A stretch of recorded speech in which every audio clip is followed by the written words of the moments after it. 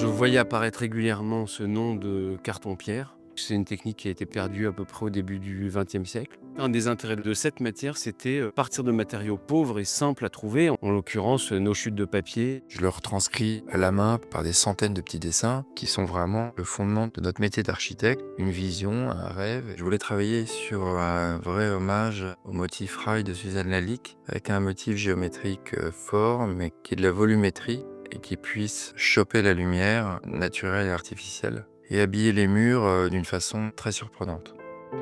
La spécificité du projet Orient Express tel que nous l'a demandé Maxime, c'est déjà le lieu de mettre cette matière dans un train et puis de s'adapter à son projet du point de vue architectural, design. Cette matière, lorsqu'elle est humide, elle est souple comme un cuir et sèche, elle redurcit comme la pierre. Et ce changement d'état me fascinait assez.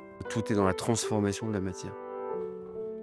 Il y a un savoir-faire, c'est juste merveilleux. Le carton-pierre avait un avantage magnifique, c'était une histoire d'épaisseur, de poids, de souplesse et en même temps de résistance au feu. Comme avec la plupart des métiers d'art qui sont rentrés sur ce projet, j'avais une connaissance historique ou de principe, mais après c'est une histoire de collaboration.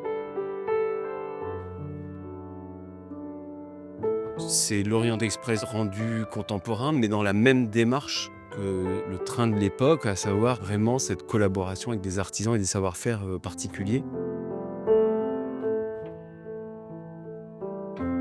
Je me targue d'avoir la connaissance technique qui me permet d'avoir un dialogue avec des gens qui peuvent me parler de détails et que je comprends vraiment parce que je sais ce qu'ils font.